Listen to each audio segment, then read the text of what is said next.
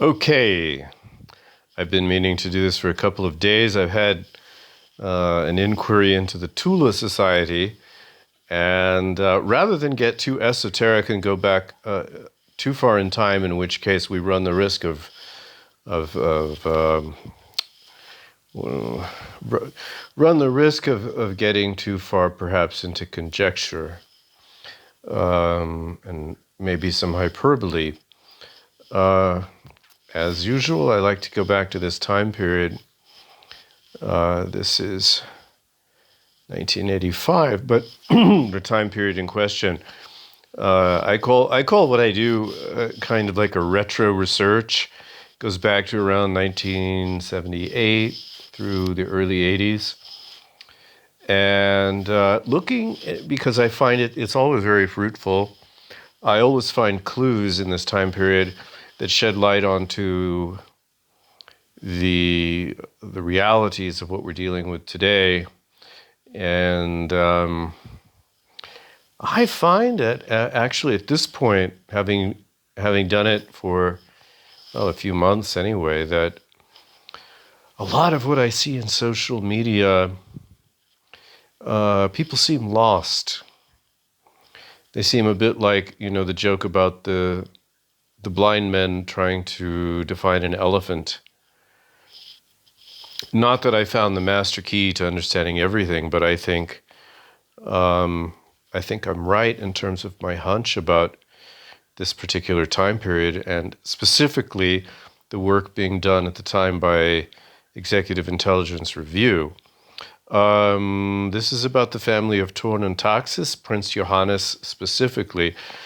I have word that the family of Thurn and Taxis is not nearly as powerful as it used to be.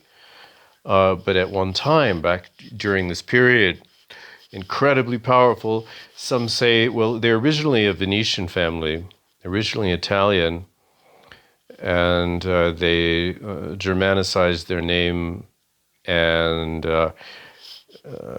according to some, according to history, they bankrolled and were the real power behind the Habsburgs.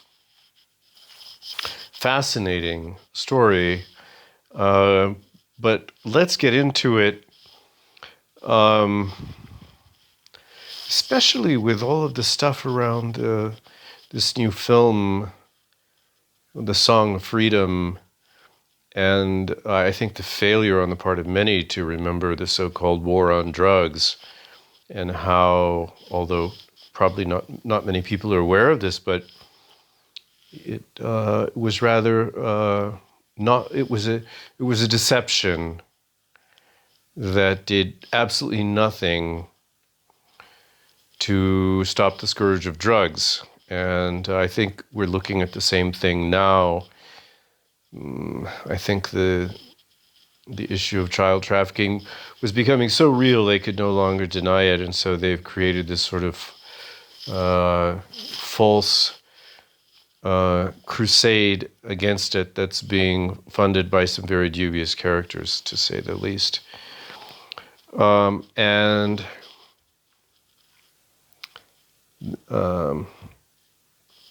how this relates to the present situation, of course, issues of morality are coming to the fore. Unfortunately, questions of morality are too frequently settled by the individual reflective consciences of people, but rather by certain reference points, like the Pope, for instance. And I think that the present Pope is a real obstacle, is a real stumbling block for anyone who's authentically trying to find their way to any kind of moral stability, or a moral equation that makes sense. And so we go back in time to this period when the Vatican had this sort of what many people today would call the satanic influence within it, a faction, but that the Pope himself was fighting bravely against this faction. And then, of course, the issues with so what would you call it, the normalization of Nazism in Ukraine? It's an interesting process. So it all kind of converges on this topic, but mostly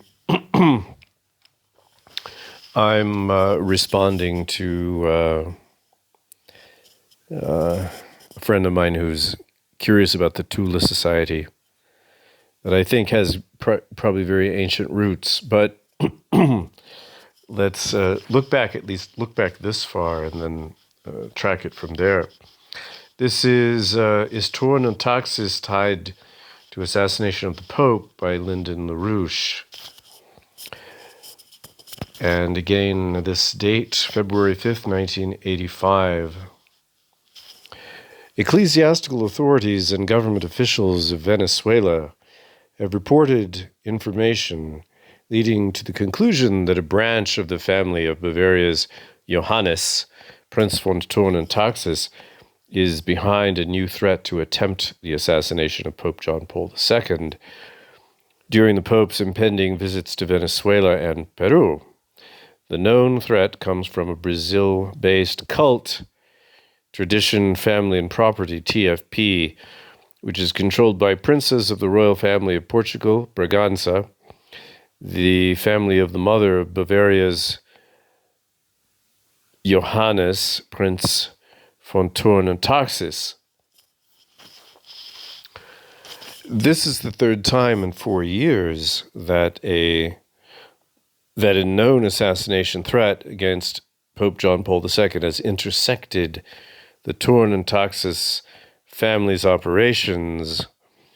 According to published accounts of Turkish investigative journalists, 2.5 West German Deutschmarks of Bulgarian funds were deposited in the Munich Bayerische Vereinsbank on behalf of the professional assassin Mehmet Ali Aksa. The family of Thurn and Taxis has a significant interest in that bank and is viewed as the true controlling interest behind the bank. Another would-be assassin of the Pope, Juan Fernandez Kron, was a close contact of the same family's unofficial chaplain, Bishop Rudolf Graber. Now the threat against the Pope comes from an organization headed by a cousin of Prince von Thurn and Taxis, Prince Luis de Orleans e Braganza of Brazil. 3 obvious questions are posed.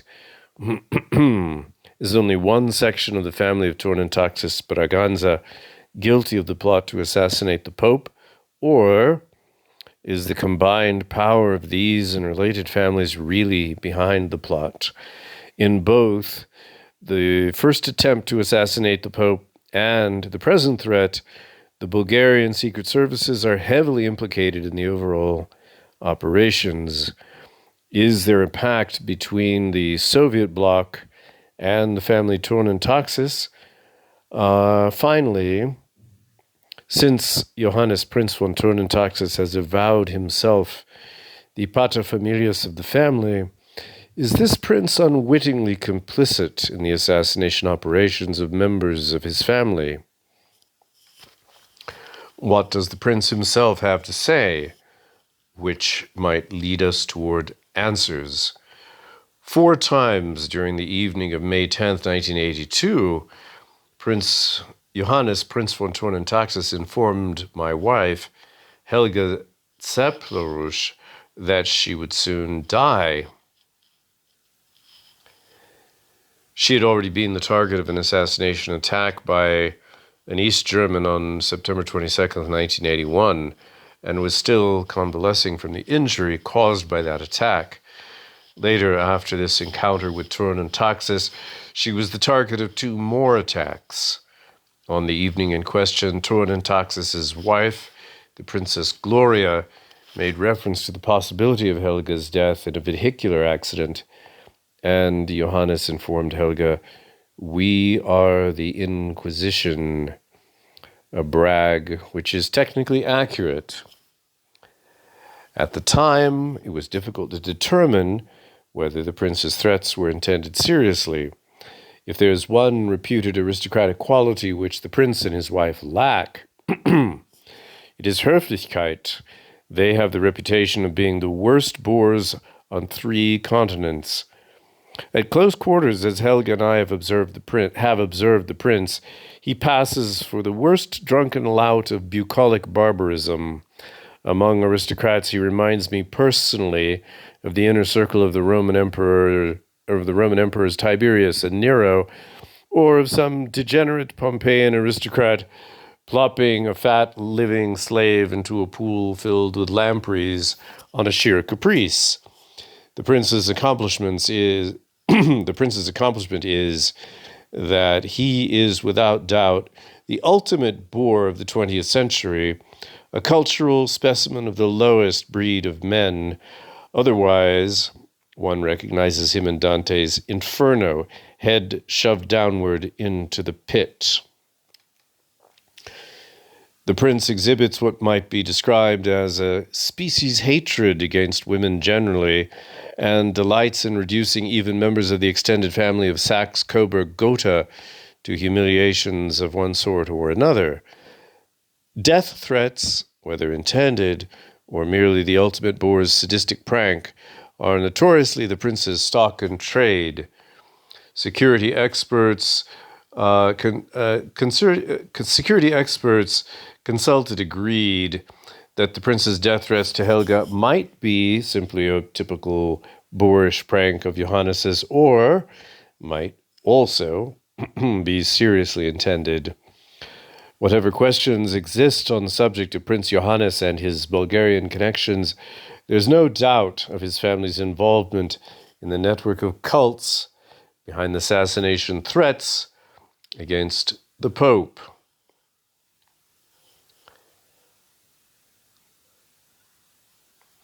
The Venetian oligarchy. Although the Thurn and Taxis family of Bavaria and Bohemia is often misdescribed as German, the prince rightfully insists that he is a Venetian.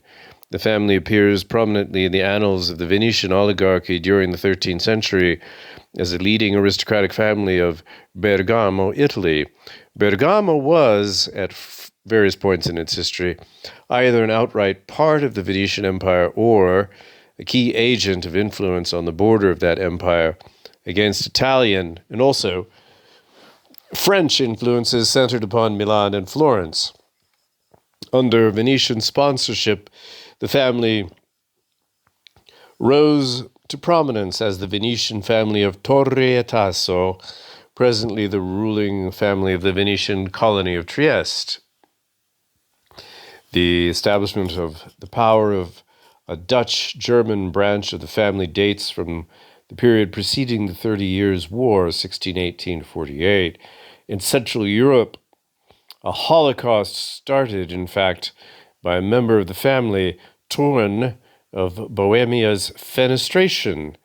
Thurn and Taxis is the German translation of Torre e Tasso. The family ran the Venetian espionage service in Germany up to and after the Napoleonic Wars under the guise of a monopoly over the postal service.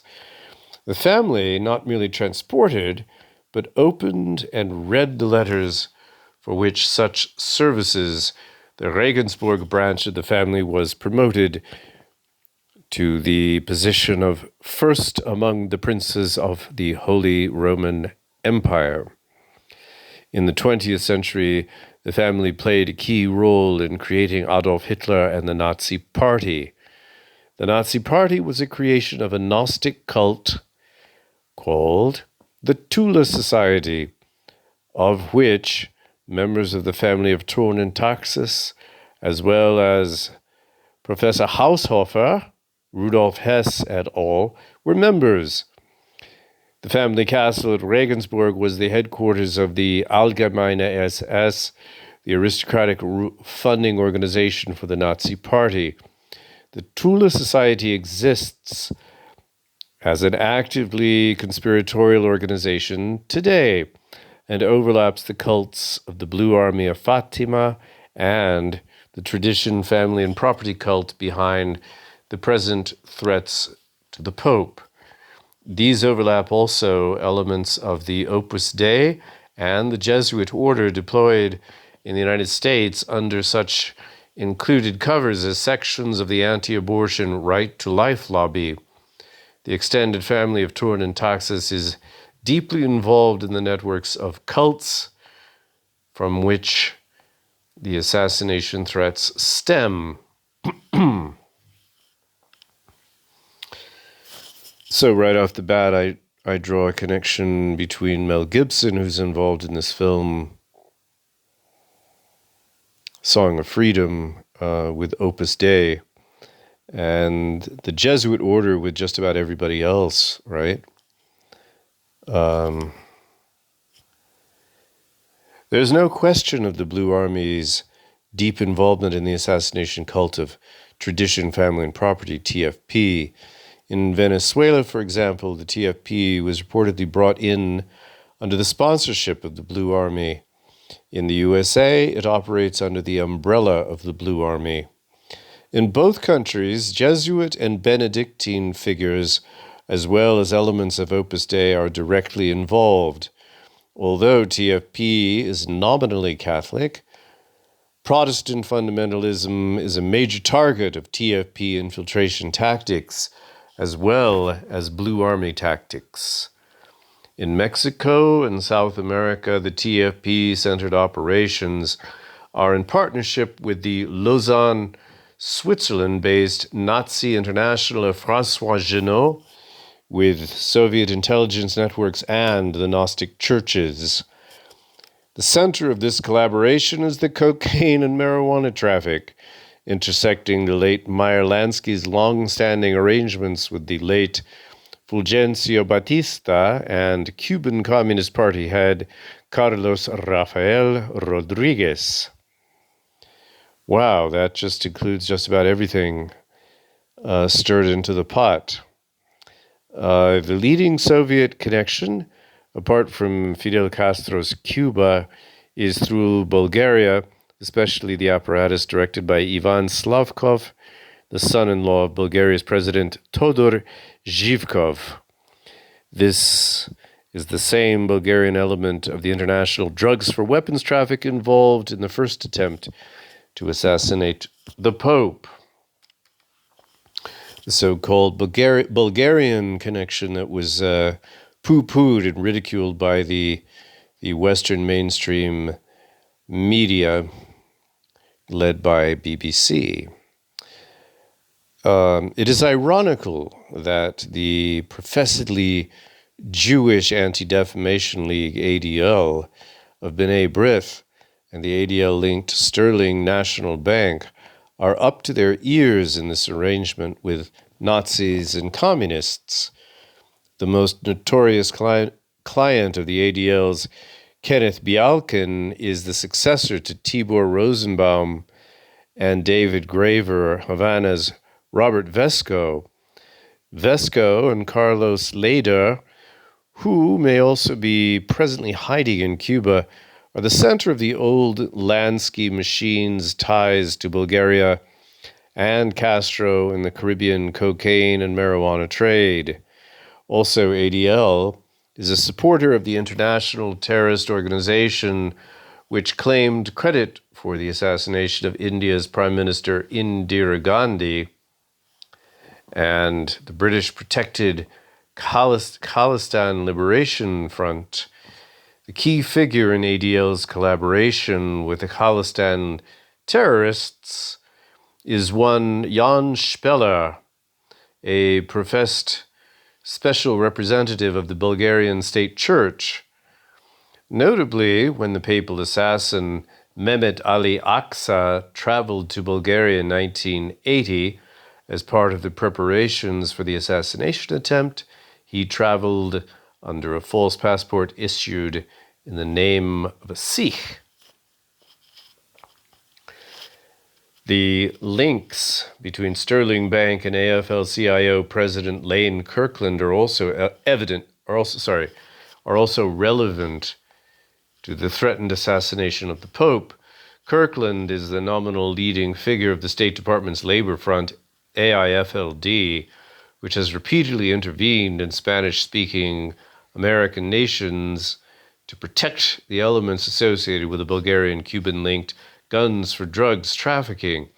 Not only is Kirkland linked to J. Lovestone and the ADL, AIFLD is a front operation for major financial interests operating in the southern part of our hemisphere, including W.R. Grace and United Fruit brands, of course.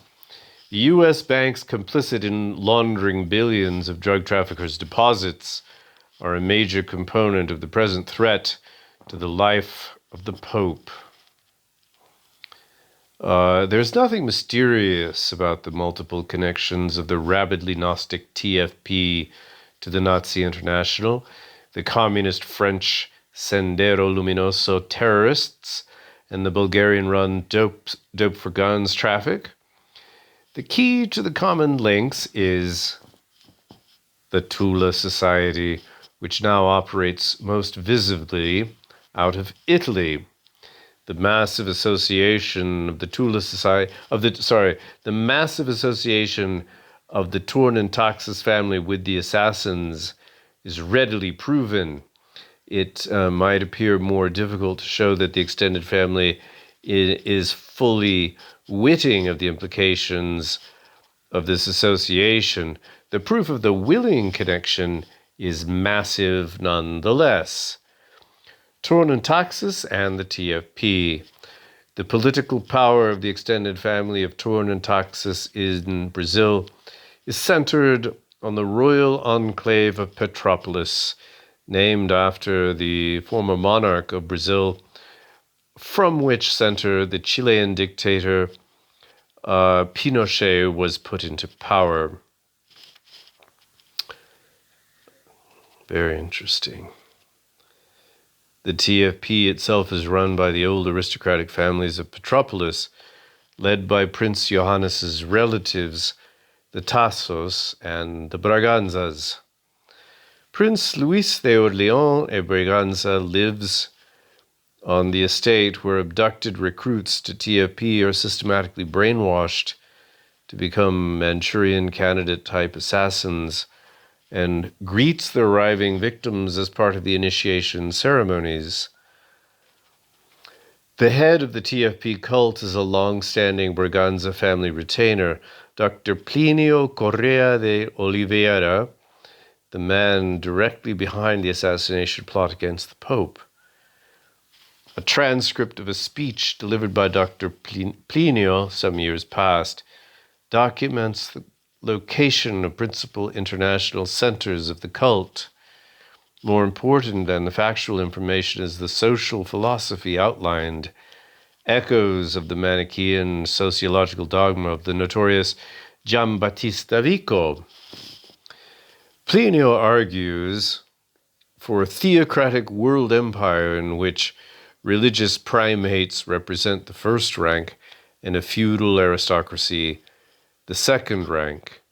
For the rest of society, Plinio defends serfdom's alleged superiority over modern democratic republican forms. From Italian and other circles which are leading spokesmen for the Thule Society's conspiracy, there have been repeated attacks on my wife, Helga Zepp-LaRouche, which not only point to the most probable motive for 3 attempted assassinations against her, but reveal in a crucial way the motives of the Thule Society in collaborating with Bulgaria for the attempted assassinations of the Pope. From among these circles, Helga has been repeatedly described as a pernicious influence upon me, because of her prominent part in promoting a revival of the theology and associated thinking of the Cardinal Nicholas of Cusa, a prominent philosophical figure of the Renaissance. Although it is true that I encouraged her greatly to pursue this work, and that she coordinated the task force which did the work, I did so because Cusa's theology and scientific method accorded more or less perfectly with my own long-standing Leibnizian world outlook. These Venetian fellows missed the point. I was improved, but not otherwise changed by Helga's efforts on this account. It was their view, stated so explicitly by some of these, that but for Helga's influence, I was the sort of exceptionally clever fellow who might be guided into undertakings ultimately advantageous to their interest. The essence of the philosophy and purpose of the families linked to the Thule society is their hatred of the golden renaissance of Cusa, Leonardo da Vinci, and Raphael. The leading genius behind this renaissance was Cusa. Cusa, as the successor to Dante Alighieri, is the principal architect of the modern form of sovereign nation-state and of that 15th century conception of natural law which informed the framers of the U.S. federal constitution. These feudal oligarchs seek to create theocratic feudalist one-world utopia modeled on the hideous degeneration of European society, which prevailed during the first half of the 14th century, during what history defines as the New Dark Age of the 14th century. John Ruskin's theosophical pre-Raphaelite brotherhood is typical of the form this view takes to the present day in Britain. For related reasons, the idea of a revival of Cusa's ideas terrifies these fellows. Therefore, the special hatred they have directed against Helga. The Thurn and Taxis family's political motive for desiring the assassination of the Pope is even clearer than the motive for their special hatred against Helga. Apart from the family's links to the rabidly heretical Gnostic Thule society's Neo-Catharism, the Thurn and Taxis family has a long-standing special relationship to Russia. This includes its efforts to bring about a fusion of the Roman Catholic and Russian churches, a fusion based on eradicating the heritage of St. Augustine and the Augustinian doctrine of filioque from Western churches. The doctrine of filioque, I think, is the idea that man is created in the image of God. Pope John Paul II is the barrier which prevents the Soviet KGB's Russian church from extending its tentacles ever more deeply into a controlling position of influence over various religious denominations in Western Europe and the Americas. Not only is the Pope a major obstacle to this atrocity in his own person, the papacy itself is the chief institutional barrier against this invasion of pseudo-Christian Gnosticism and Sufism from the East. The projected assassination of the Pope coincides with the recent surfacing of Gnostic and Sufi heresies in various parts of the Catholic Church, for which the influence of the Blue Army and the Jesuit liberation theologists are merely exemplary. The object of these heresies is to fragment the Catholic Church with schisms, an effort against which the institution of the papacy is the principal bulwark. So, a violent and public assassination of the Pope becomes the punctum saliens for the realization of the objectives of the Thule Society and allied interests. By association and by professed ideology, the extended family of Johannes, Prince von Thurn and Taxis, is morally complicit in the Bulgaria-linked efforts of the TFP to assassinate the Pope. If Johannes, for example, is not personally writing of the details of this matter, The fact remains, he and his family have the power to disrupt and prevent this assassination plot. Therefore, let Johannes, Prince von Thurn and Taxis be assured, if any attack against the Pope occurs, I shall hold him and every member of his extended family as morally responsible for complicity in that monstrously criminal act. So,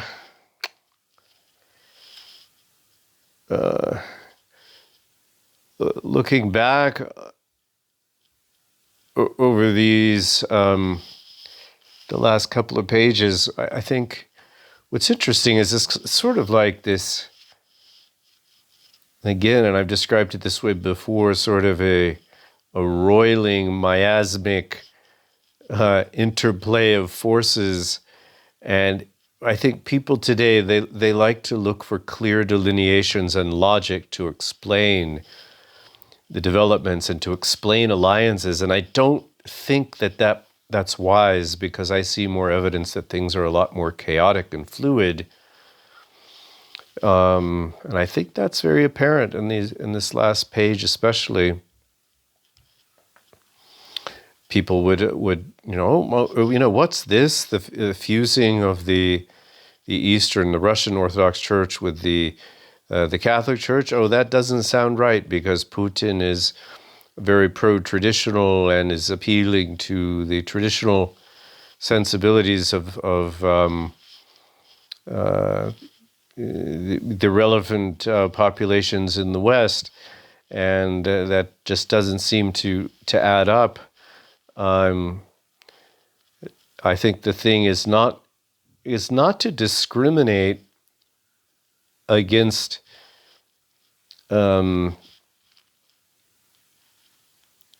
potential information that's incoming that seems to go against what we think we understand as being already in our minds clearly delineated, but simply take it on board with an outlook that is a lot more fluid. That we say, okay, that strikes me as odd, but maybe there's things I don't understand. And I think that's what makes this time period so interesting to me, that you see things that seem to align perfectly with what we're seeing today. And we see other things that seem starkly to contradict what we would expect. And we're constantly being challenged to look for deeper causes and deeper orders beneath those things which are currently in play and are neatly aligned for us by various pundits. Sometimes these pundits are remarkable for their prescience, for their intelligence, and for their insight. But I think we're dealing with forces that are not always bound by logic. So, on we go.